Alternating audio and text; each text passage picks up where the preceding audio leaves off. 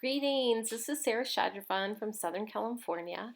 I'm an educator with experience in inquiry-based learning, play-based learning, the Montessori method, IB, PYP, early childhood, and I'm just wanting to share some ideas with you about creating curriculum for the home learning scenarios that are going on now.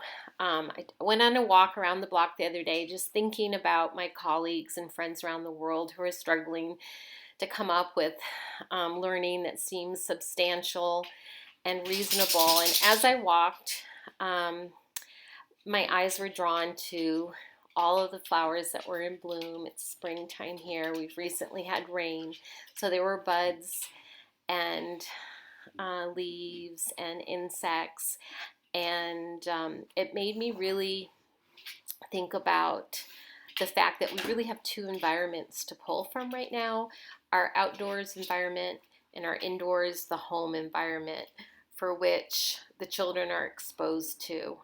And that from these two environments, we actually can build a curriculum that will facilitate their curiosity, spark their interest, and let them develop some skills and knowledge along the way.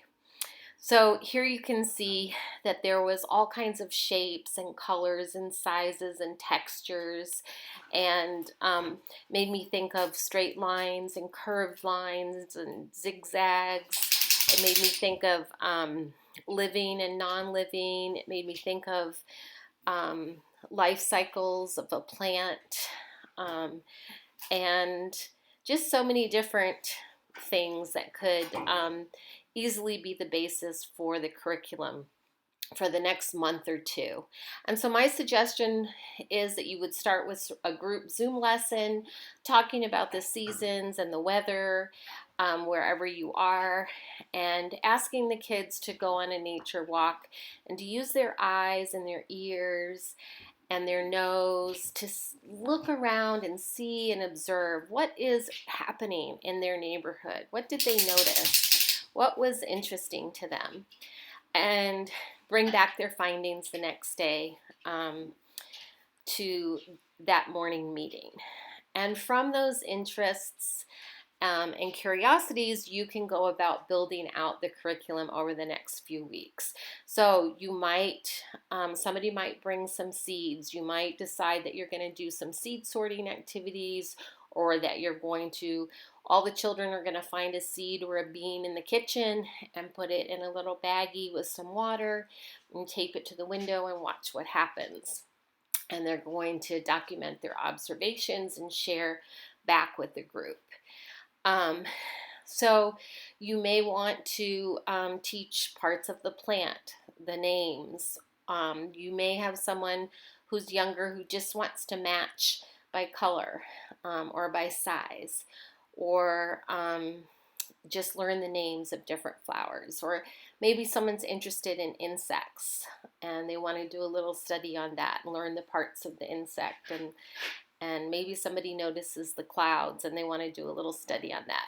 However it is, it's easy enough to build out, and it would start with a plan, a lesson plan, maybe for the week or the month, where you kind of time slot in your morning meetings, and then you can kind of personalize the learning by identifying what curiosities the children have shown you, and creating some learning experiences that will work for them. And you might cluster children together in little groups according to their interests, their shared interests, or their skill level in a certain area.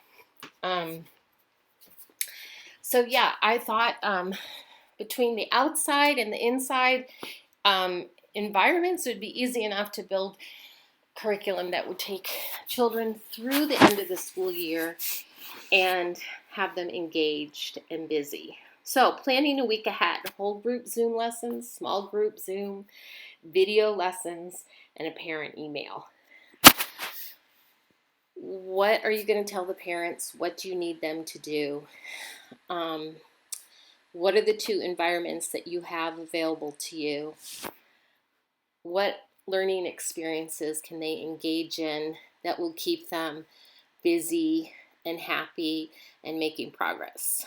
So start with your week and timetable in your whole group morning lessons or afternoon lessons, however you want to do it. And just jot down what you're going to introduce so that you're clear. And then maybe set aside some time for small group lessons where you'll introduce a specific skill. Then you can do a quick copy and paste and create a schedule for each student. And in it, you can have the links and the information for the Zoom class or for the video presentation you're going to do or for the recommended story read aloud. And then you're going to write a letter to the parents. And in that letter, you're going to explain what you're doing. And you're going to give them a list of materials that you need for them to gather in their house. So in this case, it says lima beans, plastic bag. And then you may attach some worksheets or language cards or materials that they can download and print. And so some of these materials, for example, the language cards, the children will, maybe they can cut them out themselves, but they can use them over and over again. It's not a one-off. They're sort of investing in their resource bank. Then you want to leverage your strengths with your colleagues. Who's good at what? There's no point in doubling up on the work. If someone's really good at letter writing or schedule making, then volunteer to do that. If somebody's really good with technology and can make it really easy to follow a Zoom lesson, then do that. I think this is where you can really work as a team and share resources and make it easier to just sort of teach for a few hours a day. Finally, reclaim your powers and your passions and be kind to yourself. This is new for all of us. Take baby steps. This is an overview with some ideas and suggestions, and I know that you as a teacher will modify it and make it your own, or create something completely different. But it's there for you to consider. The nice thing about spring and plants and animals is that you can really differentiate the curriculum to different age levels. It's interesting for everyone. And observing is something that everybody likes to do, even the littlest, the youngest ones.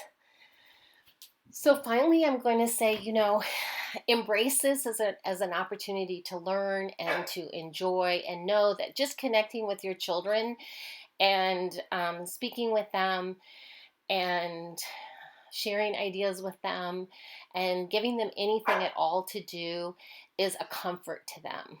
This is all new. They're having to change very quickly. It feels a little bit nerve-wracking. And so for them to be able to trust not only their parents, but their teachers and their friends to be there for them during a difficult time, that's a really, really important lesson. So I encourage you to embrace the opportunity, be super creative and innovative, work together, start slow, take it step by step, and choose joy because you're going to benefit, and so will everyone else. That's it for today. Thanks, guys. Good luck. I'm thinking of all of you.